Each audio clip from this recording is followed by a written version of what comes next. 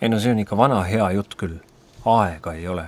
No tegelikult ju on aega. No kui aega üldse ei oleks, siis muutuks eluplaneedil Maa ju täiesti mõttetuks.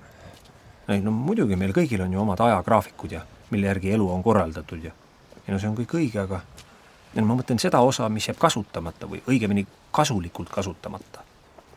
No näiteks pool tundi päevas mõnel metsa- või terviserajal liikuda või midagi sarnast või no jah, ei peagi kohe jooksma kukkuma, aga no ma mõtlen pool tundi päevas natukenegi aktiivset liikumist. No see ei murra kellegi konti. Pool tundi päevas 5 korda nädalas. Seda võiks küll igaüks proovida. No tuleb teha test lihtsalt. Võtad endale 1 nädala eesmärgiks iga päev vähemalt pool tundi värskes õhus või metsarajal liikumiseks ja siis vaadata, mis see teeb. No ja seda proovida nii suvel kui talvel, sügisel ja kevadel. No pakun, et see pool tundi kaob ikka jube kiirelt. Aga mis jääb, see on rõõm.